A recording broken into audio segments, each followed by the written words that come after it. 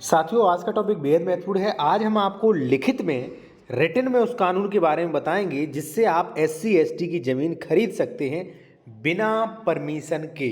ठीक है, क्योंकि परमिशन लेना बहुत ज़्यादा टिपिकल होता है। वो कानून भी मैंने आपके सामने यहाँ पे रखा है, सब सेक्शन 3 यहाँ पे देख सकते हैं। और उसके अलावा मैं आपको सेक्शन 80 भी समझाऊंगा। इन सभी का आपस में संबंध है, गठजोड़ है, तभी आप इसे समझ पाएंगे, वरना जो है आप नहीं समझ पाएंगे। ठीक है। और यदि आप एससी एसटी की ज़मीन खरीद रहे हैं, कोई घर खरीद रहे हैं, कोई प्लॉट खरीद रहे हैं या कृषि की ज़मीन खरीद रहे हैं, तो आप इसके अनुसार ही खरीदिए। आपने अगर बिना परमिशन लिए या मान लीजिए ये जो मैं आदेश दिखा रहा हूँ इसका उल्लंघन किया, मान लीजिए इसके अनुसार नहीं खरीदी, तो निश्चित ही राज्य सरकार में निहित हो जाएगी। या तो अपने पहले ज़मीन की रजिस्ट्री कोई करा ली है तो वो भी आपकी चक्कर में पड़ जाएगी, यानी कि कैंसिल होगी। ठीक है, निश्चित ही। तो चलिए साथियों, कानून शुरू करते हैं। एक चीज़ मैं आपको और बता दूं साथियों, यदि आप कोई भी सलाह लेना चाहते हैं, लीगल एडवाइस लेना चाहते हैं साथियों, तो ले सकते हैं। कॉन्टैक्ट नंबर वीडियो के डिस्क्रिप्शन में दिया गया है।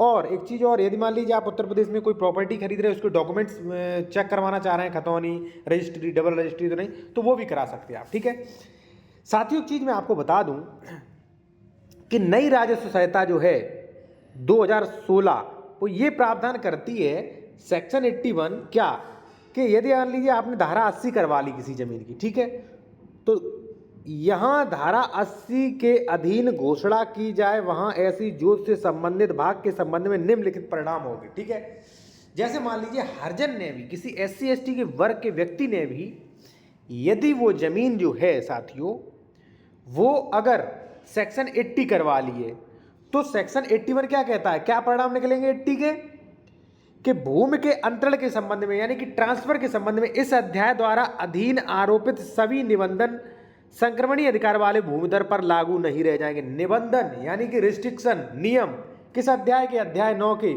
और सेक्शन 98 जो अनुसूचित जात जनजाति पर प्रतिबंध लगाता है, वो भी 98 में, यानी कि रिस्ट्रिक्शन जो है, प्रतिबंध जो है, वो 80 के बाद लागू नहीं होंगे, जैसा कि इसमें लिखा है और जैसा कि आप विधि विशेषज्ञ से भी पूछ सकते हैं, उसके बाद ही आप जमीन खरीद सकते हैं। ठीक है, जैसा कि मैं पढ़ पा रहा हूं, यहाँ पे आपको थोड़ा एक बार पढ़ा दूं, फिर से थोड़ा सेक्शन 80 बढ़ा दूं। देखिए क्या होता है साथियों, कि जैसे मान लीजिए कृषि की जमीन है वो आप नहीं खरीद सकते, प्लॉट है वो भी नहीं खरीद सकते, घर है वो भी नहीं खरीद सकते, जहां पे धारा 80 का आदेश खतौनी पे हो चुका है।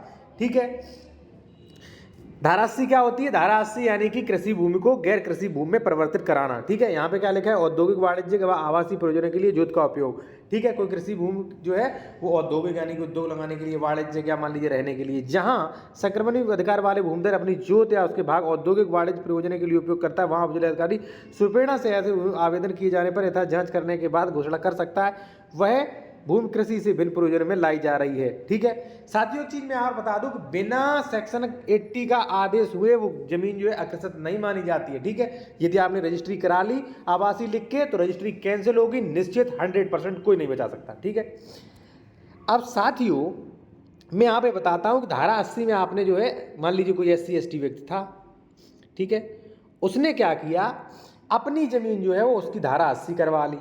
ठीक है, यानी कि गैर कृषि करवा ली। उसके बाद 81 उस पर लागू हो जाएगा। 81 क्या कहता है, 80 धारा 1 के अधीन घोषणा अगर की गई है तो निम्नलिखित परिणाम होंगे। क्या होंगे, एक तो वह मान लीजिए उस पर रिस्ट्रिक्शन लागू नहीं होंगे, अध्याय 9 के, अध्याय 9 में वो आता है।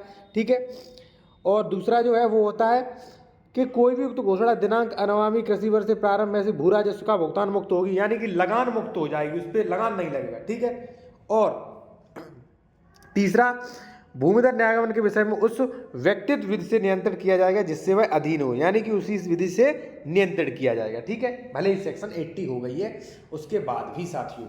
ठीक है, अब देखिए साथियों, यदि मान लीजिए आपने कोई एससी एसटी वर्ग की जमीन जो है, एक्स जमीन किसकी है, एससी एसटी की।